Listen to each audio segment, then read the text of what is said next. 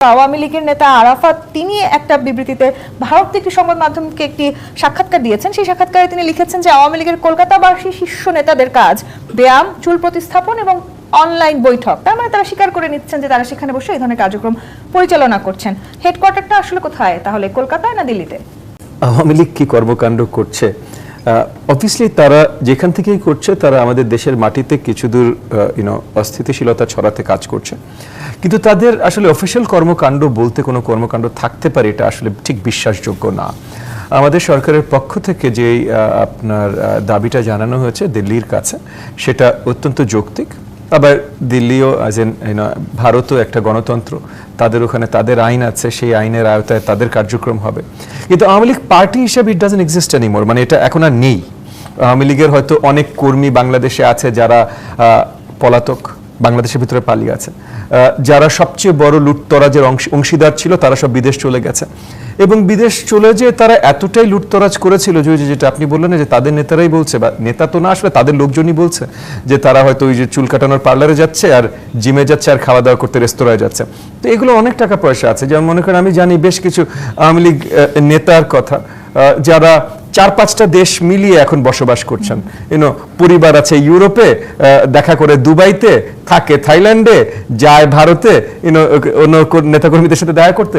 তো মানে কি পরিমাণের লুটতরাজ হয়ে থাকতে পারে যে 1 বছর ধরে তারা এই লাইফস্টাইল মেনটেন করে যাচ্ছে এবং তাদের এটাই আছে, মানে এটা নিয়ে তারা খুব বেশি দুশ্চিন্তায় নাই যে না মানে আমাদের ফুরিয়ে যাবে বা এইটা হবে, এরকম কোনো দুশ্চিন্তাই তারা নাই। মানে এবার আপনি একটা ধারণা করে নিতে পারেন যে কি লেভেলে তারা লুটতরাজ করছে। যদি আপনি বলেন তারা আসলে দুশ্চিন্তায় নেই, কিন্তু আমি যদি আসলে এই যে সাবেক আওয়ামী লীগ নেতা আরাফাত তার সেই সাক্ষাৎকারটির দিকে তাকাই, সেই সাক্ষাৎকারে তিনি খুব সুস্পষ্টভাবে এটিও উল্লেখ করেছেন যে সাবেক স্বরাষ্ট্রমন্ত্রী আসাদুজ্জামান খান কামাল তিনি প্রতি সপ্তাহে কলকাতা থেকে দিল্লি যাচ্ছেন এবং সেখান থেকে কি নির্দেশনা আসছে সেটি তিনি শুনে এসে আবার অন্য যে আওয়ামী লীগ নেতাকর্মীরা পলাতক আছেন কিংবা দেশে বিদেশে যারাই আছেন তাদেরকে সেই ব্যাপারে উদ্বুদ্ধও করছেন।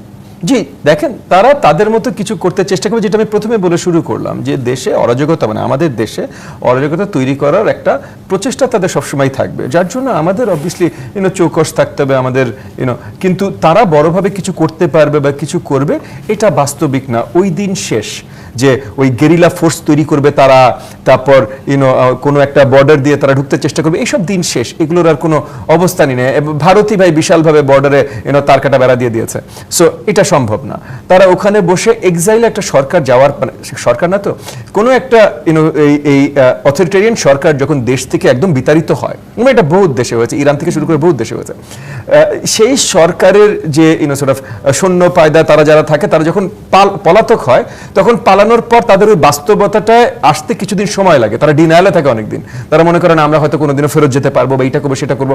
তো আওয়ামী লীগ বা আওয়ামী লীগের এই যে কে বললেন নেতা তো না, মানে আওয়ামী লীগের চোট্টরেরা, এরা এই ধরনের চিন্তা ভাবনা, এই ধরনের ডিনায়ালে এখনো আছে যে তাদের আসলে কোনো ধরনের অ্যাক্টিভিটি আছে বা তারা আসলে কিছু করতে সক্ষম হতে পারে। হ্যাঁ, তারা ঝামেলা তৈরি করতে চেষ্টা করবে, এখনো করছে, এখন অনেক টাকা পয়সা আছে, চেষ্টা করছে, বাট রাজনীতি এদের নাই ভাই।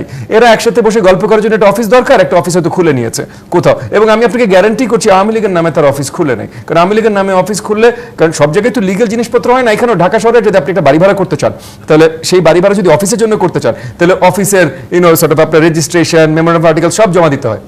আমি ধরেই নিচ্ছি ভাই কলকাতায় এই জিনিস জমা দিতে হয়, আমি ধরে নিচ্ছি দিল্লিতেও এই জিনিস জমা দিতে হয়, কারণ অরিজিনালি 47-এ যখন দেশটা সব ভাগ হয়েছিল তখন অরিজিনাল তো ওই ব্রিটিশ কমন ল আমাদেরও ছিল ওদেরও ছিল, আমরা যদি ওই কন্ট্রাক্টে থাকি তাহলে এখন ওদেরও আমি ধরে নিচ্ছি ভাই, আমার কোনো অফিস নেই ভারতে, আমি ধরে নিচ্ছি কমন লতে ভারতেও সিমিলার জিনিস লাগবে। সিমিলার জিনিস যদি লাগে, আওয়ামী লীগ একটা পার্টি অফিসিয়াল রেজিস্ট্রেশন তো ইন্ডিয়া পেতে পারে না, তো তারা নিশ্চয়ই অন্য কোনো নামে নিয়েছে। কিন্তু এই যে ভারতে বসে তারা আসলে যে রাজনৈতিক কর্মকাণ্ড পরিচালনা করছেন সেটি আসলে ভারতের আইন শৃঙ্খলা বাহিনী অবগত আছেন কিনা সেটি নিয়েও তো প্রশ্ন আছে। এমএন সালে প্রিন্স, আপনার কাছে আসি, ভারতের মাটিতে আওয়ামী লীগের রাজনৈতিক কার্যালয় অবিলম্বে বন্ধ করতে দিল্লিকে অনুরোধ জানিয়েছে ঢাকা, কিন্তু দিল্লি আবার তাদের পাল্টা বিবৃতিতে বলেছে পুরো বিষয়টি আসলে ভুল, তারা বাংলাদেশের এই বিবৃতিকে ভুল বলছে। তাহলে কি আসলে কোনো না কোনো ভাবে দিল্লি এই বিষয়টিকে এড়িয়ে যাওয়ার চেষ্টা করছে? দিল্লি ভুল, এবং দিল্লি আপনার সত্যকে আড়াল করার চেষ্টা করছে। হয়তো আওয়ামী লীগের নামে তারা সেখানে অফিস খুলছে না, কিন্তু তারা বেনামিতে কোনো অফিস নিচ্ছে, এবং এই যে নিউজগুলো আসছে কলকাতায় আওয়ামী লীগের অফিস কোথায়, আমার একটা ঠিকানা উল্লেখ না করেই আপনার একটা ইঙ্গিত দেওয়া হচ্ছে, এবং আজকে দেখেছি দিল্লিতে শেখ হাসিনার জন্য রাজনৈতিক কার্যালয় সেটা খুলে দেওয়া হয়েছে, এবং সেখানে ইঙ্গিত দেওয়া হয়েছে যে ভারতের সরকারি কর্মকর্তারাও সেই অফিস সাজানো বা তৈরি করে দেওয়ার ক্ষেত্রে তারা ভূমিকা পালন করছে। এটা ভারত আসলে আজকে যে স্টেটমেন্টটা দিল কিছুক্ষণ আগে, সেটা আমি মনে করি সত্যের অপলাপ এবং প্রকৃত ঘটনা ইতিমধ্যেই গণমাধ্যমে এসছে। যে আপনার তারা দিল্লিতে প্রেস ক্লাবে গিয়ে তারা ভিন্ন আরেকটি এনজিওর নামে তারা সেখানে একটা সমাবেশ বা একটা মিটিং করার চেষ্টা করেছে। তার একদিন আগে তারা সেখানে প্রচারপত্র বিতরণ করেছে সাংবাদিকদের মাধ্যমে, মানে আমন্ত্রণপত্র বিতরণ করেছে। তো এগুলো কি আসলে মানে মিথ্যা যদি হতো তাহলে তারা সেখানে গেল কেন প্রেস ক্লাবে? তো এগুলো সবকিছু যেটা ববি হাজ্জাজ ভাই বলেছে, আমি মনে করি না যে আওয়ামী লীগ আবার নতুনভাবে সংগঠিত হবার ক্ষেত্রে বা এগিয়ে আসা বা এখানে পুনর্বাসিত হওয়ার ক্ষেত্রে কোনো গঠনমূলক কাজ করে। কারণ আওয়ামী লীগের রাজনীতির চ্যাপ্টার শেষ। তারা গণহত্যা করে তারা গণশত্রুতে পরিণত হয়েছে। বাংলাদেশে এই গুম, খুন, দুর্নীতি, লুটপাট, অর্থ পাচার ইত্যাদি করে তাদের রাজনীতি করার আর কোনো সুযোগ নাই। তারা প্রচুর টাকার মালিক হয়েছে। যে ববি হাজ্জাজ ভাই বলেছেন, উনি দেশে বিদেশে খবর রাখেন, যে উনি বললেন এক জায়গায় ইউরোপে পরিবার রাখেন, দুবাইতে দেখা করেন, দিল্লিতে গিয়ে আবার বসবাস করেন ইত্যাদি ইত্যাদি। তাদের প্রচুর টাকা আছে। এটা জনগণের কাছ থেকে লুট করা টাকা। এই টাকা তারা উড়াচ্ছে। এটা তাদের মানে ব্যর্থ আস্ফালন বলে আমি মনে করি। আবার ভারতীয় সংবাদ প্রিন্টকে দেয়া সাক্ষাৎকারে এটি উঠে এসেছে যে তৎকালীন আসলে স্বরাষ্ট্রমন্ত্রী যিনি ছিলেন তিনি স্পষ্ট হয়ে বলেছেন এখানে বিশ্রাম নিতে আসেনি, এখানে বেঁচে থাকতে এসেছি। এবং তিনি এটাও বলেছেন যে এবং আওয়ামী লীগের লড়াইয়ের জন্য প্রস্তুত, আগামী লড়াইয়ের জন্য তারা প্রস্তুত হতে এসেছেন। তো আপনি যে রিপোর্টের কথা বললেন সেটা আমিও দেখেছি, যে কলকাতায় তিনি নাকি বিশাল এক অ্যাপার্টমেন্ট নিয়ে আছেন। সেখানে আওয়ামী লীগের নেতাকর্মীরা নিয়মিত যাতায়াত করেন এবং এই লোক আপনার দিল্লিতে যান। দিল্লিতে গিয়ে সেখানে সামরিক বেসামরিক মানে ভারতীয় কর্তৃপক্ষের সাথে তার বৈঠক হয়। সেখান থেকে নির্দেশনা নিয়ে এসে তিনি আবার কলকাতায় বসে সেগুলো নাকি আপনার মানে তাদের দলীয় বার্তা পৌঁছে দেয়। দিয়ে এই যে মাঝে মধ্যে ঢাকায় হরতাল, এই যে বাসে আগুন দেওয়া, তাদের কর্মীদেরকে নামানো, এখানে বাংলাদেশে তাদের একদম তৃণমূল পর্যায়ে যেসব নেতা কর্মীরা এখন রাজনীতি ছেড়েই দিয়েছে, এরকম তাদেরকে বিপদে ফেলছে এইসব করে। বা জেলে যারা আছে তারা তো চরম নাকি বিরক্ত, আমি যেটা গণমাধ্যমে দেখছি, তাদেরকে বিপদে ফেলছে। তাদেরকে এখন সরকার এবং জনগণের রোষানলের মধ্যে ফেলছে। এটা স্রেফ বাংলাদেশের বিরুদ্ধে একটা এই যে সবকিছু তারা আওয়ামী লীগের পলাতক নেতাকর্মীরা স্বীকার করে নিচ্ছেন, কিন্তু ভারত যখন বারবার বলছে তারা কোনোভাবে অবগত নয় এবং তারা ভারতের মাটিতে বসে এই ধরনের কোনো কার্যকলাপ করতে দেবে না, তখন সাথে যুক্ত হচ্ছেন ব্যারিস্টার রাশিদুজ্জামান ফুয়াদ। আপনাকে একটু স্বাগত জানাচ্ছি রাজখানে। ব্যারিস্টার ফুয়াদ, যে আলোচনায় আমরা ছিলাম আসলে এই যে আসলে ভারতে বসে আওয়ামী লীগ তাদের কার্যক্রম চালাচ্ছে, তাদের রাজনৈতিক কার্যালয় অবিলম্বে বন্ধ করার জন্য দিল্লিকে ঢাকা অনুরোধ জানিয়েছে, যদিও দিল্লি তাদের ফিরতি বিবৃতিকে বাংলাদেশের সরকারি বিবৃতিকে ভুল বলে অভিহিত করেছে। দেখা যাচ্ছে যে আওয়ামী লীগের নেতাকর্মীরাই সেখানে বসে তাদের কর্মকাণ্ড নিয়ে খুব সাবলীলভাবে উত্তর দিচ্ছেন এবং তারা ভারতীয় গণমাধ্যমকে তারা নানানভাবে আসলে সাক্ষাৎকারও দিচ্ছেন। এরপরেও আসলে এই বিবৃতিকে ভুল বলা কতখানি যৌক্তিক? ধন্যবাদ। প্রথম কথা হচ্ছে যে ভারতের মাটি ব্যবহার করে বাংলাদেশের স্বাধীনতা, সার্বভৌমত্ব এবং জাতীয় স্বার্থ ক্ষুণ্ণ করবার চেষ্টা ভারত এবং আওয়ামী লীগ বহুবার করেছে এবং এই চক্রটা ৭১-এর পরে দেখেন যে রিপিটেডলি জাসদ ফরমেশন করাতে যেভাবে ইন্ডিয়া রোল প্লে করেছে, যে শেখ মুজিব যেহেতু আপনার ভারতীয় সৈন্য বাংলাদেশে রাখতে অ্যালাউ করে নাই, ৭২ সালে বাধ্য করেছে কাইন্ড অফ, এবং ইন্দিরা গান্ধীর সাথে মিটিং হয়েছে ঢাকাতে এবং দিল্লিতে এবং সে রিপিটেডলি এই পজিশনটা ক্যারি করেছে।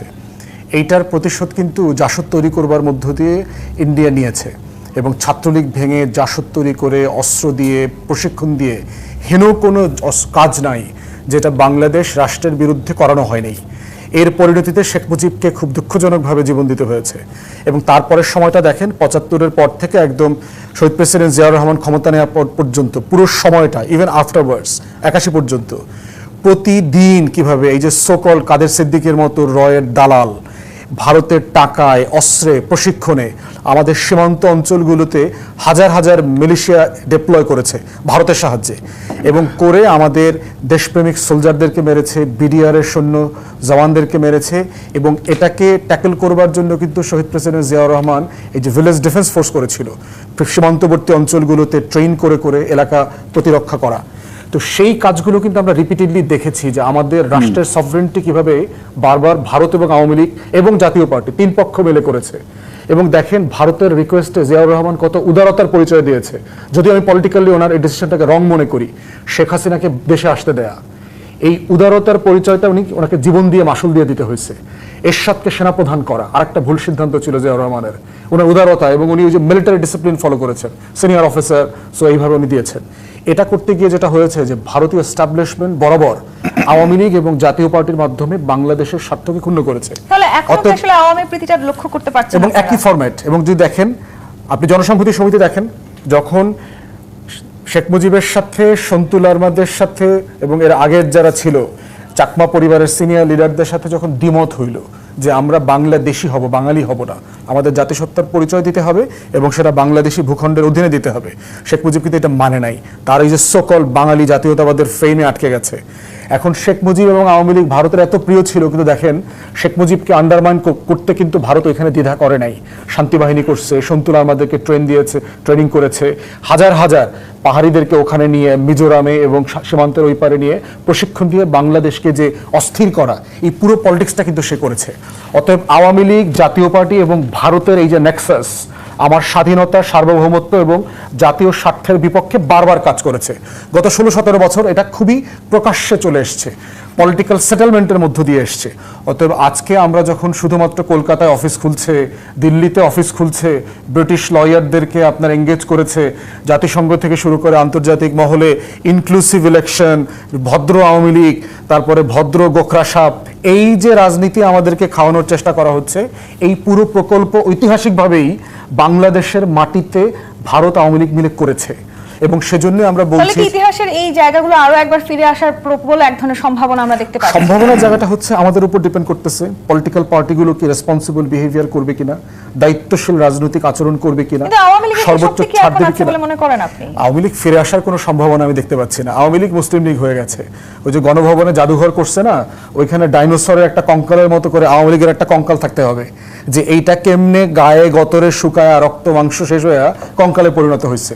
Awami League is a political dinosaur in our history. সে কখনো ফিরে আসবে না। শেখ পরিবারের রাজনীতি আর কোনোদিন বাংলাদেশে ফিরে আসবে না, কিন্তু তার উৎপাতটা অনেকদিন থাকবে। কোরবানির গরু জবাই যদি দেখে থাকেন দেখবেন জবাই হওয়ার পরে কিন্তু গরু লড়ে। তো গণ অভ্যুত্থানে আওয়ামী লীগ, জাতীয় পার্টির কিন্তু গরু জবাই হয়ে গেছে। এই জবাইয়ের পরে দেখবেন ও রক্ত বাইর হইতেছে, ও শরীর নাড়াইতেছে, লেজ লাড়াইতেছে, হাত লাড়াইতেছে, পা লাড়াইতেছে, এই লাড়ালাড়িটা দেখতেছি। এখন এইটা রেসপন্সিবলি আমাদের পলিটিক্যাল পার্টি এবং গভর্নমেন্টকে ডিল করতে হবে। এবং আমি স্বাগত জানাই অন্তর্বর্তীকালীন সরকারের যে সিরিয়াসলি এইটার প্রতিবাদ করেছে এবং এইটা কালেকটিভলি পলিটিক্যাল পার্টিজের পক্ষ থেকে কথা আসা দরকার। জি ববি হাজাজ, এই যে নেক্সাসের কথা বলছিলেন আসাদুজ্জামান ফুয়াদ, অর্থাৎ আওয়ামী লীগ এবং ভারত মিলে আসলে কখনো কখনো বাংলাদেশের বিরোধী যে ধরনের নেক্সাস গড়ে তুলেছে, সেই নেক্সাসকে ভাঙার শক্তি এখনকার এই অন্তর্বর্তীকালীন সরকারের আছে? শুধু একটি বিবৃতি দিয়ে আসলে আমরা সেই শক্তি দেখাতে পারবো ভারতের সাথে? দেখেন, মানে এই নেক্সাস যেটার কথা বলা হচ্ছে, এটার যে আধিপত্য ছিল সেটা ভেঙে গেছে, গত জুলাই গণঅভ্যুত্থানের মাধ্যমে ভেঙে গেছে। এটা এই অন্তর্বর্তীকালীন সরকারের শক্তির দরকার নেই ভাঙার জন্য। পয়েন্টটা যেটা, যে তারা যে ধরনের অস্থিতিশীলতা তৈরি করার চেষ্টা করতে পারে বা করে যাচ্ছে, গত 12 মাস ধরেই করে যাচ্ছে, সেগুলো যেন অন্তর্বর্তীকালীন সরকার ভালোভাবে ম্যানেজ করতে পারে। সেটা অনেক জায়গায় আমরা দেখেছি তারা হয়তো সঠিকভাবে ম্যানেজ করতে পারে না, আরো ভালোভাবে করা যেত। ইদার ওয়ে আগামীতে যেটা আমাদের নজরে রাখতে হবে, যে দেখেন বিদেশি শক্তি, অনেক ধরনের বিদেশি শক্তি এখন শুধু একটা বিদেশি শক্তি নিয়ে কথা বলছি, অনেক ধরনের বিদেশি শক্তি তাদের নিজেদের স্বার্থ হাসিল করার জন্য অন্য দেশে বা স্পেশালি আমাদের দেশের মতো দেশগুলোতে অনেকভাবেই তারা ইন্টারভিন করতে চেষ্টা করে এবং এই ইন্টারভেনশনের মাধ্যমে তারা আমাদের টেরিটোরিয়াল সভরেন্টি, ইকোনমিক সভরেন্টি অনেক কিছুতেই হস্তক্ষেপ করতে চেষ্টা করে। বাংলাদেশের প্রতি কি তাদের এক ধরনের আলাদা নজর আছে? অনেক দেশের প্রতি আলাদা নজর আছে। যেই দেশেরই কোনো রিসোর্স আছে, এবং বাংলাদেশের বেশ কিছু রিসোর্সেস আছে, মানে বে অফ বেঙ্গল বলেন, জিওগ্রাফিক্যাল লোকেশন বলেন, মোটামুটি আমরা রিসোর্স আছে। মানে আমাদের হয়তো খনিজ পদার্থ রিসোর্স কম, আমাদের হয়তো রেয়ার আর্থ মিনারেলস রিসোর্স নাই, যেটা হয়তো রাখাইনে অনেক আছে, কিন্তু আবার পজিশনাল মানে জিওগ্রাফিক্যাল পজিশনাল রিসোর্স আমাদের অনেক গুরুত্বপূর্ণ। এবং এটা মনে করেন গত 15 বছর একটা দেশ ভারতের সহযোগিতা নিয়ে আওয়ামী লীগ ভারতকে আমাদের সভরেন্টি খর্ব করতে দিয়েছে, কিন্তু আরো 5টা দেশ নাই আমাদের সভরেন্টি খর্ব করতে চায় না, তা না, কিন্তু ইটস জাস্ট ভারত সুযোগটা বেশি পেয়েছে। অবশ্যই আমাদের চারিদিক দিয়ে ঘেরাও করে আছে এবং ওই যে আওয়ামী লীগ অলমোস্ট ঐতিহাসিক মানে অ্যাটলিস্ট গত 60 বছর ধরে, মানে ফর দ্য লাস্ট 60 ইয়ার্স, 1960-এর দশক থেকে শুরু করে আওয়ামী লীগের সাথে বা তখনকার আওয়ামী লীগ নেতৃত্বের সাথে একটা শক্ত সম্পর্ক গঠিত হয় এবং তারপর 71-এর স্বাধীনতা যুদ্ধে যে সহযোগিতা গোষ্ঠী, এগুলো রিলেটেড এই সম্পর্কগুলো এত গভীর পর্যায়ে চলে যায় যে আওয়ামী লীগের নেতৃত্বের অনেকেই হয়তো বাংলাদেশ কম ভারতকে বেশি কাছে থেকে দেখা শুরু করে। সেই সম্পর্কে আদৌ কোনো ভাটা পড়েছে বলে? সেই সম্পর্কে ভাটা পড়ে নাই, সেই সম্পর্কে ভাটা পড়েনি। যেমন মনে আমি আপনাকে ছোট একটা এক্সাম্পল দিই, এরকমও হয়েছে, কারণ সবসময় তো একই ধরনের জিনিস ছিল না। আমরাও ভারতে গেছি, দিল্লিতে গেছি বা অনেক জায়গায় গেছি, ওখানে যখন গেছি তখন কংগ্রেস বিজেপি সব দলের নেতাদের সাথে আমাদের উঠা বসা হয়েছে। স্পেশালি কংগ্রেসের যখনই কোনো মুরব্বী নেতার সাথে কথা বলেছি, বাংলাদেশের আওয়ামী লীগের অ্যাটলিস্ট 5টা মুরব্বী নেতা তার বন্ধু। তো এই ধরনের সম্পর্ক তাদের ছিল এবং এই ধরনের সম্পর্ক থাকবে। এই সম্পর্কের সাথে আর বাংলাদেশের রাজনীতির সম্পর্ক নাই, কারণ আওয়ামী লীগের ভিত্তি বাংলাদেশ রাজনীতিতে আর নাই। সেখানে তো একটা শক্তিশালী কূটনৈতিক চাল আমাদের চাওয়ার সেটা তো প্রয়োজন একটা ছিল। দেশ। হ্যাঁ, সেটা আমরা কি পেরেছি কিনা? বিশেষ না, করে আমরা- শেখ হাসিনাকে ফেরত নিয়ে আসার এক ধরনের ইস্যু আছে, সেই বিচার কার্যকর করবার এক ধরনের ইস্যু আছে, কিন্তু যখনই আসলে ভারতের সাথে আওয়ামী লীগের ইস্যুতে কথা হচ্ছে, তারা কিন্তু কখনোই ফেরত দেওয়ার ইস্যুতে এক পাও আজ এগিয়ে আসে পর্যন্ত চিলির একটা এক্সাম্পল ছাড়া আজ পর্যন্ত কোন দেশের স্বৈরা শাসক যখন পালিয়েছে দেশে অভ্যুত্থানের পর, যেই দেশেই পালিয়েছে, সেটা ডেনমার্কে পালাক, নেদারল্যান্ডসে পালাক, ফ্রান্সে পালাক আর ইংল্যান্ডে পালাক, কোন দেশ ফেরত দেয়নি। জি, সৈয়দ ইমরান সালেহ প্রিন্স, এই যে আসলে কোনো দেশ ফেরত দেয়নি এবং আমরা আসলে ভারতের এবং বাংলাদেশের পাল্টাপাল্টি বিবৃতি নিয়ে যে আলোচনা করছি, সেখানে একটু বলতে চাই যে এই সময়টাতে আসলে শেখ হাসিনাকে ফেরত নিয়ে আসার কথা বা শেখ হাসিনা কিভাবে ভারতে আছেন সেগুলো জানার চেষ্টা বাংলাদেশ করছিল। সেই সময় ভারতের খুবই গুরুত্বপূর্ণ পদে থেকে সেখানকার পররাষ্ট্র যারা আমাদের সাথে কথা বলেছেন, তারা বলেছেন যে শেখ হাসিনাকে সর্বোচ্চ নিরাপত্তা দেওয়া হচ্ছে এবং তার ক্ষেত্রে সিক্রেসি সিকিউরিটি, অর্থাৎ যেই দেশটি আসলে শেখ হাসিনাকে এত বেশি নিরাপত্তা দিচ্ছেন, তারা আসলে এই ধরনের কার্যক্রমকে অস্বীকার করবেন, সেটি কি তাহলে স্বাভাবিক? দেখুন, শেখ হাসিনা এবং আওয়ামী লীগ যে ভারতের হাতের পুতুল, সেটা 5ই আগস্ট গত বছর সেটা আবারও প্রমাণিত হয়েছে এবং প্রতিষ্ঠিতভাবে প্রমাণিত হয়েছে। শুধু 5ই আগস্ট না, গত 54 বছর ধরেই আপনার স্বাধীন বাংলাদেশে তারা ভারতের যে আধিপত্যবাদ বাংলাদেশে বিস্তার করার চেষ্টা করেছে শেখ হাসিনা, সেটা সর্বজন বিদিত। এবং এখানে বাংলাদেশের দিল্লিতে যদি বৃষ্টি হয়, শেখ হাসিনা বাংলাদেশে 32 নম্বর থেকে ছাতা মেলে ধরে, এরকম একটা পরিস্থিতি উনি সৃষ্টি করেছিলেন। এবং 75-এর পরে আপনি শেখ হাসিনা যখন রাজনৈতিক আশ্রয় ছিল ভারতে এবং সেখানে থেকে কি করেছে আপনি জানেন, তখন শহীদ প্রেসিডেন্ট জিয়াউর রহমান, যেটা আমাদের ফুয়াদ ভাই বললেন যে সেখানে থেকে নিয়ে এসেছে, শহীদ প্রেসিডেন্ট জিয়াউর রহমান চান নাই যে ভারতের সাথে একটা খারাপ সম্পর্ক হোক। তিনি চেয়েছেন, যেহেতু ভারত আমাদের প্রতিবেশী রাষ্ট্র, আমরা তো প্রতিবেশীকে পরিবর্তন করতে পারবো না, কিন্তু প্রতিবেশীর সাথে যদি সারাক্ষণ আমরা ঝগড়া বিবাদ লাগিয়ে রাখি, তাহলে তো আমাদের এই দেশ সঠিকভাবে চলবে না। এই যে বললেন যে এখানে বিভিন্ন বাহিনী 75-এর পরে সেখানে তৈরি করে ভারত সেখানে অস্ত্র শস্ত্র দিয়ে বাংলাদেশের সীমান্ত এলাকাগুলিতে একেবারে মানে খুব খারাপ পরিস্থিতি। আমার নিজের এলাকা হালুয়াঘাট, ধোবাউড়ায় সেখানে প্রতিনিয়ত যুদ্ধ হয়েছে এই 75-এর পরে। কত লোক যে মারা গেছে কোনো ঠিক ঠিকানা নাই, তো এই কাদেরিয়া বাহিনী বা অন্যান্য বাহিনীর সাথে। তো এটা শহীদ প্রেসিডেন্ট জিয়াউর রহমান চান নাই, যে কারণে শেখ হাসিনাকে তিনি বাংলাদেশে ফেরত আনার ব্যাপারে বা এখানে রাজনৈতিকভাবে তাকে ফেরত আনার ব্যাপারে তিনি উদ্যোগ নিয়েছিলেন এবং শেখ হাসিনাকে বাংলাদেশে এনে রাজনীতিতে প্রতিষ্ঠিত করেছিলেন জিয়াউর রহমান। অনেকে বলে সেটাই জিয়াউর রহমানের কাল হয়ে দাঁড়িয়েছিল এবং জিয়াউর রহমানের হত্যাকাণ্ডের পিছনে শেখ হাসিনার যে হাত, সেটা অনেকেই কিন্তু আলোচনা করছেন। যাই হোক, সেটা ভিন্ন আলোচনা, তো আমি সেই দিকে এখন যেতে চাই না। কিন্তু সেটা যেটা বলছি যে বাংলাদেশে ভারতের যে আধিপত্যবাদ বা তাদের যে নীতির বিস্তার, ভারতের যে মানে বাংলাদেশে শেখ হাসিনা শিখনজি হিসাবে কাজ করেছে, সেটা কিন্তু আজকে প্রতিষ্ঠিত। আপনি যে প্রশ্নটা করলেন যে তাহলে সেখানে কি, এখানে একটা জিনিস আমাদেরকে বুঝতে হবে, ভারতকে বুঝতে হবে, আমাদেরকে না, ভারতকে বুঝতে হবে, তারা কি বাংলাদেশের জনগণের সাথে বন্ধুত্ব চায় নাকি শেখ হাসিনার সাথে বন্ধুত্ব চায়। যদি এখনো 5 আগস্টের পরে এখনো যদি ভারত শেখ হাসিনার সাথে বা আওয়ামী লীগের সাথে বন্ধুত্ব চায়, তাহলে ভারত ভুল পথে হাঁটছে। এই অন্তর্বর্তী সরকার কিংবা পরবর্তী যে সরকার নির্বাচিত হয়ে আসবে, তাদের সাথে তাহলে ভারতের কূটনৈতিক সম্পর্কটা কেমন হতে যাচ্ছে? এটা অবশ্যই ভারতকে মানে যেটা বলতে হবে, অন্তর্বর্তীকালীন সরকার তো একটা অন্তর্বর্তীকালীন সরকার, টেম্পোরারি গভর্নমেন্ট। সেখানে এই সরকার তার অবস্থান থেকে যা করার তো করছে। তারা শেখ হাসিনার অবস্থান জানতে চেয়েছে, তারপর তাকে ফেরত আনার ব্যাপারে চিঠি দিয়েছে, কিংবা এই যে এই কর্মকাণ্ডের বিরুদ্ধে তারা চিঠি দিয়েছে। ধন্যবাদ সরকারকে এই ব্যাপারে যে তারা সাথে সাথে এটা রিঅ্যাক্ট করেছে। কিন্তু ভারতের পক্ষ থেকে কিন্তু আমরা সেই ধরনের কোনো সদুত্তর আমরা পাইনি।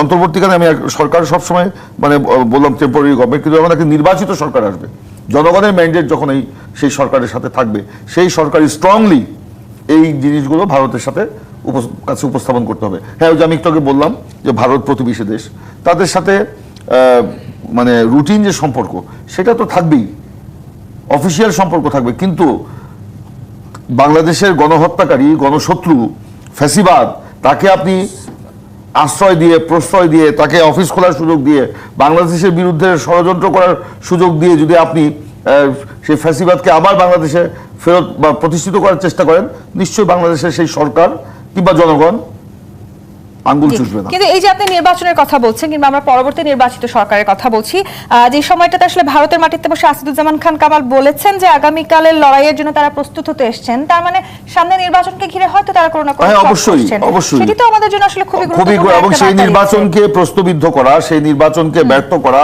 সেই নির্বাচনকে আপনার মানে নস্যাৎ করার জন্য তাদের তো চেষ্টা থাকবেই। সেই কারণেই বাংলাদেশের ভিতরে যে অভ্যুত্থানের যে শক্তি, গণ অভ্যুত্থানের যে শক্তি, ফ্যাসিবাদ বিরোধী যে শক্তি, এই শক্তির ঐক্যকে আরো জোরদার করতে হবে। সেই ফ্যাসিবাদ আসলে একটু দূরে চলে যাচ্ছে আমি তো বলছি ফ্যাসিবাদ বিরোধী যে ফ্যাসিবাদের বিরুদ্ধে যে ঐক্যটা, এইটা হ্যাঁ আমাদের মধ্যে রাজনৈতিক ভিন্নতা থাকবে, কিন্তু ওই প্রশ্নে তো আমরা এক এবং অভিন্ন। এখানে কোনো সুযোগ দেওয়ার ঐক্যবদ্ধ থাকবার কথা প্রশ্নই বলছেন, নেই। সেখানে আসলে আমরা দেখতে পাচ্ছি সামনে নির্বাচনকে ঘিরে ইতিমধ্যে নানান প্রস্তুতি শুরু হয়েছে এবং সেই নির্বাচনে যাতে করে এই ধরনের কোনো অপ্রীতিকর ঘটনা না ঘটে, সশস্ত্র বাহিনীকেও 16 বছর পর তাদের সেই হারানো ক্ষমতা ফিরিয়ে দেওয়া হয়েছে। যদিও সশস্ত্র বাহিনীকে নিয়ে আমরা দেখছি পাল্টাপাল্টি আলোচনা সমালোচনা চলছে, এনসিপির নেতারা বিভিন্নভাবে সশস্ত্র বাহিনীর হেডকোয়ার্টার ভাঙবেন বলেও আসলে এক ধরনের উক্তি দিচ্ছেন। এই জায়গাগুলো নাসিরুদ্দিন পাটোয়ারি বলেছেন আয়নাঘর ভেঙেছে, আবার বানালে হেডকোয়ার্টারও ভাঙবো, মানুষের উপর ভীতি প্রদর্শন ছাড়া ডিজিএফআই এর আর কোনো কাজ নেই, কোনো দায়িত্ববোধ নেই। এই ধরনের বক্তব্য আসলে কি প্রমাণ করে? দেখেন, বাংলাদেশে গত 16-17 বছরে যে রাজনৈতিক ফ্যাসিবাদ কায়েম হয়েছে, সেটার পিছনে তো শুধু আওয়ামী লীগ আর জাতীয় পার্টি 14 দলীয় জোটই শুধু যায় না, বাংলাদেশের পুরো রাষ্ট্র কাঠামোই ফ্যাসিবাদের সাথে জড়ায় গেছে। আপনি গুম, খুন, Aynaghor, Crossfire, extra judicial killing, হেন কোনো অন্যায় নাই যেটা আমাদের সেনা সদস্যরা কোনো না কোনো ফর্মে করে নাই, র্যাবের পোশাক পরে হোক অথবা অন্য কোনো মানে মিলিটারি গোয়েন্দা সংস্থার মাধ্যমে হোক অথবা এনএসআই এর মাধ্যমে হোক। এবং আপনি দেখতেছেন গত টানা কয়েকদিন ধরে আমার দেশে এনএসআই এর রয়ের নেটওয়ার্ক ভালো, খুব এক্সটেন্সিভ রিপোর্ট করেছে। এর আগে আমরা দেখেছি যে ডিজিএফআই এর হেডকোয়ার্টারে আপনার তারেক আহমদ সিদ্দিকের নির্দেশে রয়ের অফিস বসানো হয়েছে। এই ঘটনাগুলো তো ঘটেছে এই দেশে। আমাদের ডিবিতে রাজনৈতিক দলের নেতাকর্মীদেরকে নিয়ে হিন্দি ভাষীরা ইংরেজিতে কথা বলছে, ইনভেস্টিগেশন করেছে, ইন্টারোগেশন করেছে। এটা তো যারা ভুক্তভোগী, সেই শাপলা চত্বরের যারা ভুক্তভোগী ওলামায়ে কেরামরা তাদের জবানবন্দিতে বলেছেন। অতএব এই ঘটনাগুলো তো ঘটেছে, অতএব আমাদের আর্ম ফোর্সেস তো কম্প্রোমাইজড হয়েছে। প্রশ্ন হচ্ছে, একটা প্রতিষ্ঠান যখন এই কাজগুলোর সাথে জড়িয়ে যায় তখন তো আস্থাহীনতার সংকট তৈরি হয়। অথচ এই প্রতিষ্ঠানের নেতৃত্বে যুদ্ধ হয়েছে। মেজর জিয়াউর রহমান স্বাধীনতার যিনি ঘোষণা দিয়েছেন, 24 অভ্যুত্থানেও তো তাদের একটা বড় অবদান ছিল। সার্টেনলি তাদের একটা অংশের অবশ্যই একটা ভূমিকা ছিল। মেজর জিয়াউর রহমান দেখেন একজন মিলিটারি অফিসার ছিলেন, স্বাধীনতার ঘোষণা দিয়েছেন। টোটাল আমাদের যে সর্বাধিনায়ক জেনারেল ওসমানীর নেতৃত্বে যে 12টা সেক্টর হলো, প্রত্যেকটা সেক্টর কমান্ডার, ডেপুটি কমান্ডার প্রায় সবাই মিলিটারি অফিসার। অতএব ওনাদের নেতৃত্বে যুদ্ধ হয়েছে, স্বাধীনতা হয়েছে। অতএব এই রাষ্ট্র, এই জাতি তো ব্যাপকভাবে ওনাদের প্রতি কৃতজ্ঞ। কিন্তু ইকুয়ালি মইনি আহমেদের মতো সেনাপ্রধানও তো আমরা দেখেছি 17 ঘোড়ার বিনিময়ে বাংলাদেশকে দিল্লির দরবারে প্রণব মুখার্জির দরগায় গিয়ে দেশ বেচা দিয়ে আসছে। এটাও তো আমরা দেখেছি। রাতের নির্বাচন করেছে, আমার সিভিল ব্যুরোক্রেসি, মিলিটারি ব্যুরোক্রেসির অফিসাররা 35 লাখ 50 লাখ টাকা পাইছে, ক্যাশ, গাড়ি, প্লট, ফ্ল্যাট, এগুলো আমরা দেখেছি। কিন্তু সামনে আমরা নির্বাচনে চাচ্ছি সেনাবাহিনী বা আইনশৃঙ্খলা বাহিনীর সাংবাদিকরা পেয়েছে, আমরা চাচ্ছি এটা সমাধান হোক। রাষ্ট্রের প্রত্যেকটা জায়গায় আমরা যেভাবে সংস্কারের আলাপ তুলেছি, আমরা ওই 71-এর সশস্ত্র বাহিনীকে চাই, ওই বেঙ্গল রেজিমেন্টকে চাই, যে আমার মুক্তির লড়াই। সামনে নির্বাচনকে আমরা যখনই বলছি যে কোনো ধরনের সংঘাতবিহীন আমরা দেখতে চাই, সেই সময়টাতে তো সেনাবাহিনীর এক ধরনের বড় ভূমিকাও আমরা দেখতে পাই। সেই জায়গাটিতে নাসিরুদ্দিন পাটোয়ারিরা যখন বলেন সেনাবাহিনী নির্বাচন নিয়ে কথা বলার এখতিয়ার নেই, সেটাকে আপনি কিভাবে দেখেন? তাহলে কি সেনাবাহিনীকে ছাড়া আমরা একটি সুষ্ঠু এবং কোনো ধরনের সংঘাত ছাড়া নির্বাচন উপহার দিতে পারবো? রাষ্ট্রের প্রজাতন্ত্রের কর্মচারীরা রাজনীতি, রাষ্ট্র, নির্বাচন নিয়ে কথা বলবেন না, এটাই হলো স্ট্যান্ডার্ড পজিশন। কোনো আমলারা কথা বলবেন না, সে সামরিক বেসামরিক যেই হোক। তার যদি নির্বাচন নিয়ে কনসার্ন থাকে, আমরা বারবার বলেছি তাদের চ্যানেল আছে, ন্যাশনাল সিকিউরিটি অ্যাডভাইজার আছে, ডিফেন্স মিনিস্ট্রি আছে, এফডি আছে, অথবা সরাসরি চিফ অ্যাডভাইজার। আপনি আপনার কনসার্নগুলো ওই চ্যানেলে বলবেন। এই কাস্টমারি প্রভিশন হচ্ছে কোনো সচিবের, ক্যাবিনেট অফিসার অথবা আমলাদের সামরিক বেসামরিক কনসার্নগুলো রাষ্ট্রের প্রোটোকলে আপনি কনভে করবেন, পাবলিক প্লেসে করবেন না। এটাই সারা দুনিয়ার স্ট্যান্ডার্ড প্র্যাকটিস। প্রশ্ন হচ্ছে, যারা ডিজিএফআই অথবা গুম খুনের শিকার হয়েছেন, আমরা গত 16 বছর ধরে যাদের দ্বারা নির্যাতিত হয়েছি, তাদের সেই প্রতিষ্ঠানগুলোর ব্যাপারে আমাদের ক্ষোভ থাকাটা ন্যায্য, যৌক্তিক। প্রশ্ন হচ্ছে, এর মানে কি ওই প্রতিষ্ঠানগুলো আমরা ফেলে দেবো? ওই অথবা ছুড়ে ফেলে দেবো না, এটা না। আমরা আলোচনা করতেই পারি ডিজিএফআই এর পলিটিক্যাল উইং দরকার আছে কিনা, ডিজিএফআই এর প্রোটোকল তৈরি করা দরকার কিনা, ডিজিএফআই কে অথবা এনএসআই কে, আমাদের এসবি কে, গোয়েন্দা সংস্থাগুলোকে আমরা কিভাবে পাবলিকলি অ্যাকাউন্টেবল করব, কারণ তাকে তো জনগণের পক্ষে থাকতে হবে, দেশের পক্ষে থাকতে হবে, এটা তো গ্রাউন্ড রুলস। এবং সেনাবাহিনীর vast majority officer, junior officer, সিপাহী, জওয়ান সবাই এই লাল সবুজের পক্ষে ছিল গত বছর, সবাই গণ অভ্যুত্থানের পক্ষে ছিল।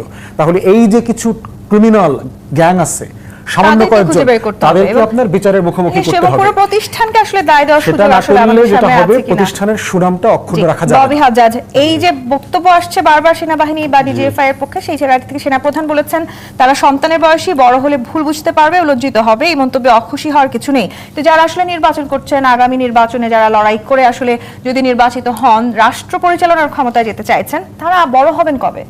না, আমি প্রথমে আপনাকে একটা কথা বলি, কাউকে আমি মানে কি বলে ছোট করতে চাই না, I don't want to hurt anybody's feelings, but কিছু জায়গায় কিছু জিনিস মানে স্পেশালি আপনি যদি কোনো দায়িত্বরত জায়গায় থাকেন, রাজনৈতিক দলের নেতৃত্ব বলেন বা যেখানে বলেন, কিছু জিনিস নিয়ে একটু সামাল দিয়ে কথা বলা উচিত। হ্যাঁ, দেখেন শেখ হাসিনা সরকারের আমলে আমাদের জুডিশিয়ারিও খুব খারাপভাবে করাপ্ট করা হয়েছে, প্রত্যেকটা ইনস্টিটিউশন খারাপভাবে করাপ্ট করা হয়েছে, তার ভিতরে আর্ম ফোর্সেস একটা ইনস্টিটিউশন, সো সব জায়গায় করাপশন হয়েছে, আমি মানছি। এরপর আমরা জুডিশিয়ারি পরিষ্কার করেছি, কারণ জুডিশিয়ারি নিয়ে আপনি প্রশ্নবিদ্ধ করলে দেশ পরিচালনা করা সম্ভব না। একইভাবে আর্ম ফোর্সেসও অনেক পরিষ্কার হয়েছে। এই কিছু ইনস্টিটিউশন আছে যেগুলোকে যদি আপনি প্রশ্নবিদ্ধ করেন, তাহলে দেশের সভরেন্টি প্রশ্নবিদ্ধ হয়ে যেতে পারে। সো কিছু জায়গায়, সেটা টক শোতে বসে হোক, বক্তৃতায় হোক, গরম বক্তৃতা দিতে চান আপনি দেন, কোনো অসুবিধা নেই। টক শোতে গরম কথা বলতে চান, দুজন এক্সট্রা দেখবে, আপনাকে লাইক দিবে বা শেয়ার করবে, আপনি বলেন, কিন্তু কিছু ইনস্টিটিউশনকে ছেড়ে দিয়ে কথা বলেন, কিছু ইনস্টিটিউশনকে আপনি প্রশ্ন করবেন না। যেই পাস্ট এরার্সগুলো আছে সেটা করেন, অফিসিয়াল আপনার কোনো প্রশ্ন তুলতে হয় অফিসিয়াল প্রশ্ন করেন, আপনি কোর্টে যান, অন্য কিছুতে যান, বাট তাছাড়া পাবলিকলি আপনি যদি দায়িত্বরত কোনো জায়গায় থাকেন, এগেন এটা মেনশন করছি, হিরো আলম কি বললো আসে যায় না, কিন্তু কোনো একটা পার্টির প্রেসিডেন্ট, মহাসচিব, ফার্স্ট সেক্রেটারি, হোয়াট এভার, যে জায়গায় হোক না কেন, তারা যখন এই ইনস্টিটিউশনগুলোকে নিয়ে ওপেনলি আবুল তাবুল ভাবে কথা বলেন, এটা অত্যন্ত দুঃখজনক। কারণ এই ইনস্টিটিউশনগুলো, এগেন এই ইনস্টিটিউশনগুলোকে যে হাসিনা করাপ্ট করেনি, দুর্বল করেনি তা না, সবকিছু করেছে, কিন্তু আবার এই ইনস্টিটিউশনগুলো কারেক্ট করার গত এক বছরে অনেক প্রসেস শুরু হয়েছে। যেমন মনে করেন আপনি যদি আর্ম ফোর্সেস নিয়েও কথা বলেন, ডিজিএফআই যারা পরিচালনা করতো তারা কি এখন আছে? না, তারা নেই, তারা অনেকেই ওয়ান্টেড ক্রিমিনালস। হ্যাঁ, দুঃখজনক যে সবাই এখনো আইনের গণ্ডির ভিতরে আসেনি। এনএসআই ঠিক আছে ছিল, দুঃখজনক আইনের গণ্ডির ভিতরে আসেনি। তেমন তো চিফ জাস্টিস এবং জাস্টিসেসও ছিল, যারা অনেকে আছে এখন আইনি গণ্ডির ভিতরে আসেনি। সো এগেন, কিন্তু কিছু জিনিস আপনি প্রশ্নবিদ্ধ করেন না ভাই, এখানে না আর বাচ্চা বা তরুণ বা কিছু, এবং সবার বয়স তো এক না, অনেকে অনেক ধরনের শিক্ষিত, অনেকে অনেকভাবে কথা বলে, এই জিনিসগুলো থেকে বাদ রেখে কথা বলাটা সবচেয়ে শ্রেয়। রাষ্ট্রের খুব গুরুত্বপূর্ণ কিংবা সংবেদনশীল যে প্রতিষ্ঠানগুলো আছে সেগুলো নিয়ে বক্তব্য করার আগে নিশ্চয়ই আমাদের বোঝা উচিত যে আসলে আমরা কিভাবে বক্তব্যগুলো বলছি। ইমরান সালেহ প্রিন্স, সেনাবাহিনী নিয়ে আমরা এর আগেও দেখেছি হাসনাত আব্দুল্লাহ এবং সার্জিস তারাও পাল্টাপাল্টি বক্তব্য দিয়েছেন। খুব গুরুত্বপূর্ণ একজন নেতা হাসনাত আব্দুল্লাহ, তিনি স্ট্যাটাস লিখে অভিযোগ করেছিলেন ক্যান্টনমেন্ট থেকে আওয়ামী লীগ পুনর্বাসনের পরিকল্পনা চলছে এবং তারা নিজেরা আসলে সেই মিটিং এ থেকে সেগুলো শুনে এসেছেন, সেরকম কথাও তারা বলেছেন। নাসিরউদ্দিন পাটোয়ারি তিনিও আসলে নানানভাবে এই প্রতিষ্ঠানগুলোকে বলার চেষ্টা করছেন যে সেনাবাহিনী পলিটিক্সের মধ্যে একটা নতুন বয়ানের জন্ম দেওয়ার চেষ্টা করছে। আমি ববি হাজাজ ভাইয়ের মতোই আমি বলতে চাই যে কিছু কিছু প্রতিষ্ঠান আছে যেগুলো আমাদের সেগুলো নিয়ে কথা বলা উচিত না। সেনাবাহিনী আমাদের একটা জাতীয় ঐক্যের একটা গর্বের একটা প্রতিষ্ঠান। মহান মুক্তিযুদ্ধ থেকে শুরু থেকে এই পর্যন্ত তারা নানান ক্রুশিয়াল টাইমে তারা কিন্তু ভূমিকা পালন করেছে। এবারও যে জুলাই আগস্টের যে গণ অভ্যুত্থান, সেই সময় তারা যদি সেই ভূমিকাটা 2 তারিখের পর থেকে না পালন করতো, তাহলে কি এই গণ অভ্যুত্থানের সফলতা আসতো কিনা? হয়তো আসতো, আরো দেরি হতো, আরো লাশ পড়তো, আরো রক্তপাত হতো এবং দেশ একটা গৃহযুদ্ধের দিকে হয়তো চলে যেত। কিন্তু তারা মানে এটাকে থামানোর একটা উদ্যোগ নিয়েছে, এটা প্রশংসনীয়। এবং সেই কারণে সেনাবাহিনী সম্পর্কে আমরাও ধরেন, আমিও মনে করি যে ফ্যাসিবাদের যে আমল গত 15 বছরে, মানে সেনাবাহিনী বলেন, বিজিবি বলেন, পুলিশ বলেন, সিভিল প্রশাসন বলেন, আদালত বলেন, আইন আদালত, সব কিছুকে, আইন শৃঙ্খলা রক্ষাকারী সব কিছুকে পলিটিসাইড করে ফেলা হয়েছিল এবং এটা বিষাক্ত একটা ব্যাপার হয়ে দাঁড়িয়েছিল। সেখানে সাধারণ যারা আপনার কর্মচারী কর্মকর্তা তারা কিন্তু নিগৃহীত হয়েছে, কিছু কিছু লোককে মাথায় উপরে দিয়ে তাদেরকে হত্যা গুমের লাইসেন্স দিয়ে দেওয়া হয়েছিল। অবশ্যই এটা আমরা প্রতিবাদ করেছি। কিন্তু টোটাল সেনাবাহিনী আপনি যখন নিয়ে কথা বলবেন, তার ইট খুলে নিয়ে আসার কথা বলবেন, তাকে আপনি বা তাদের মাথায় ঘিলু আছে কিনা সেই প্রশ্ন তুলবেন, তো আপনার যারা শত্রু, মানে আমার যারা শত্রু, বাংলাদেশের যারা শত্রু, নিরাপত্তার দিক থেকে যারা শত্রু, তারা তো বলবে যে বাংলাদেশের সেনাবাহিনী নিয়ে তো বাংলাদেশের মানুষ এরকম কথা পরিস্থিতি বলছে। তাহলে সামনে নির্বাচনকে কতখানি না, সংঘাতবিহীন দেখতে পাচ্ছেন? আমি বলছি, আমি এই জন্য তাদেরকে বলবো যে ওখান থেকে তাদের ফিরে আসা উচিত। যারা এসব কথা বলছে, তাদেরকে ফিরে আসা উচিত। ওই ভদ্রলোক, আমি দেখেছি সবসময় বিতর্কিত বক্তব্য দিয়ে তিনি মানে আলোচনায় থাকতে চান, উনিও থাকতে চান, ওনার দলকেও আলোচনায় রাখতে চান। এই কথাগুলো কাদের সামনে বলছে? ওনার দলের কনভেনার এবং মেম্বার সেক্রেটারির সামনে বলছে। এই ব্যাপারে তাদের দলের অফিসিয়াল বক্তব্য থাকা উচিত। কোনো না কোনো ভাবে এবং- কি এই বক্তব্যগুলোকে আপনি এক ধরনের উস্কানি বলে মনে করেন? অবশ্যই একটা উস্কানি, একটা সংঘাত সৃষ্টি করে, সংঘর্ষ সৃষ্টি করে, অন্তর্ঘাতমূলক পরিস্থিতি সৃষ্টি করে, নির্বাচনের পথে একটা পরিস্থিতি সৃষ্টি করা, অথবা একটা চাপে ফেলে আপনার সেখানে যে কথাগুলো পত্রপত্রিকায় আসছে, সত্য কিনা মিথ্যা আমি জানি না, আসন ভাগাভাগি, যে আমাকে এতগুলো আসনের ব্যাপারে নিশ্চয়তা দিতে হবে বা আমাকে ইত্যাদি ইত্যাদি, এইসব নিয়ে তারা হয়তো একটা কথাবার্তা বা একটা পরিস্থিতি সৃষ্টি করার চেষ্টা করা হচ্ছে, এগুলো তাদের বিরত থাকা উচিত।